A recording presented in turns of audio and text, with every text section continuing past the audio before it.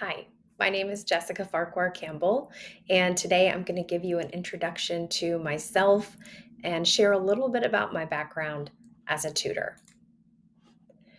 I am a native English speaker. I have a little bit of practice with the Spanish language as a student, as a young student through high school and college. I'm familiar with the Korean language, having spent some time there in Korea. And other languages I'm interested in, but haven't really learned are Italian and Portuguese. So I hope to continue my learning journey.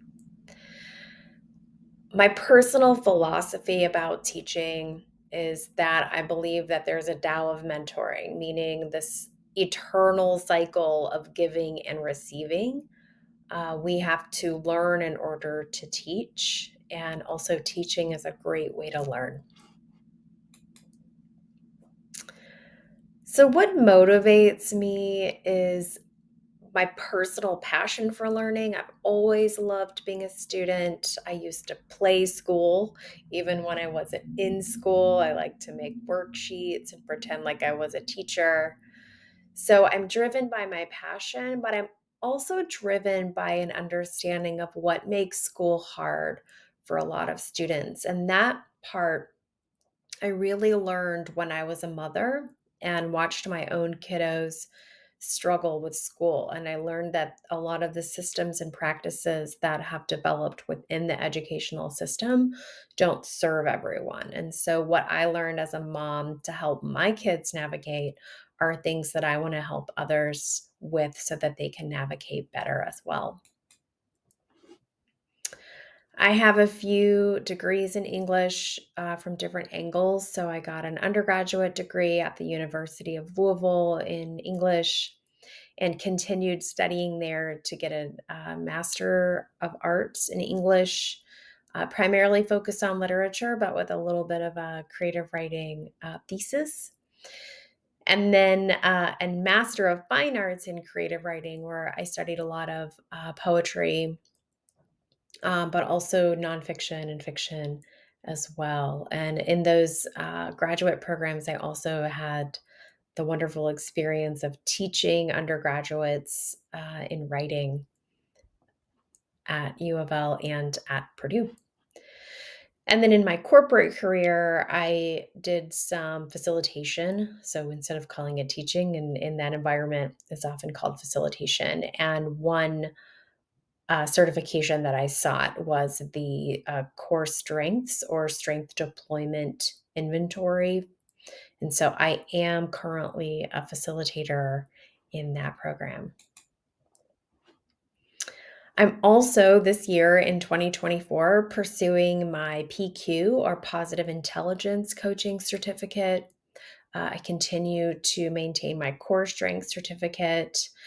I thought it was also worth mentioning that when I was a young mom, I was also a birthing from within mentor. And that really shaped me and my philosophies as a teacher because the principles I think apply well beyond parenting and birthing. They're really about how do we be more present?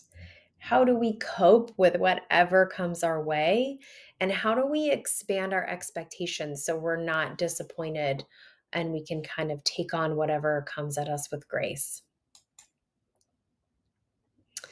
As I mentioned, I have classroom experience. I've taught in college classrooms, even some public education classrooms, libraries, writing centers. I've done a lot of one on ones, but also small group and large group settings live in the classroom.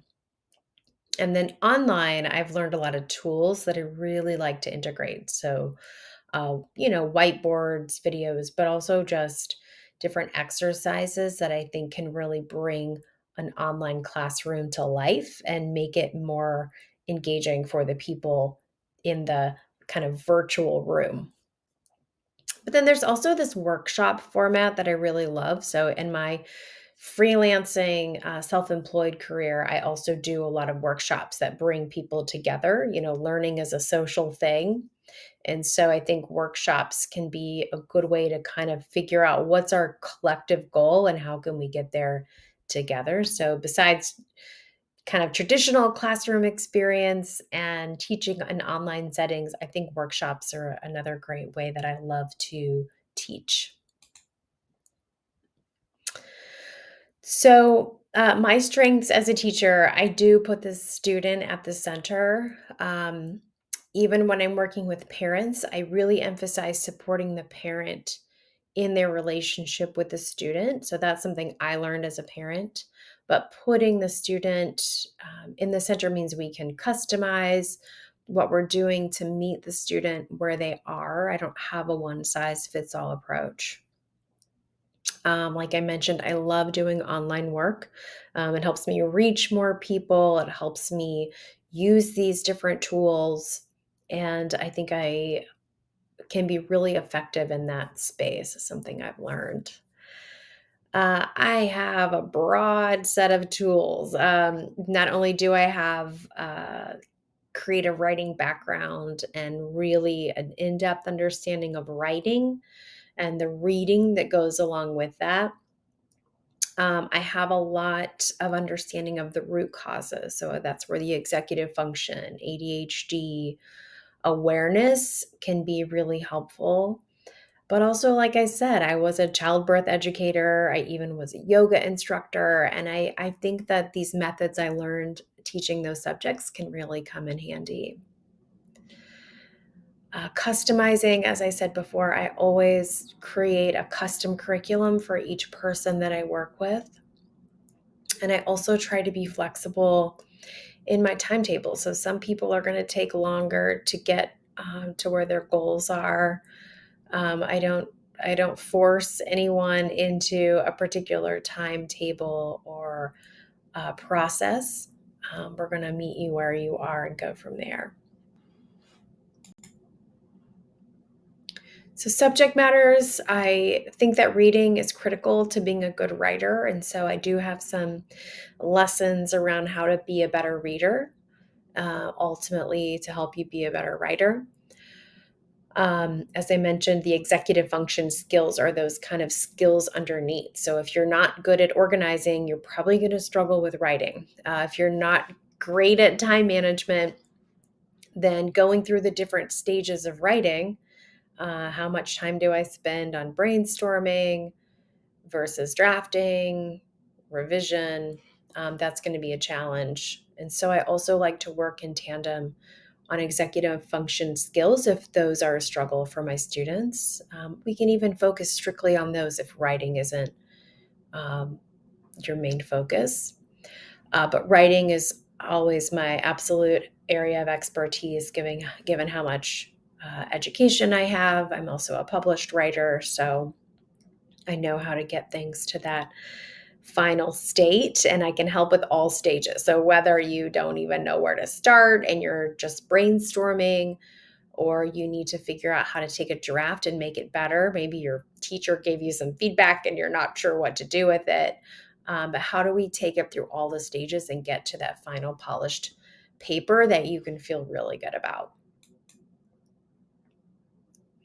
So, my process, even though my methodology is going to be specific to you, I always start with what's our scope? So, what's in and what's out? What do we want to work on? And what are we not going to touch for now?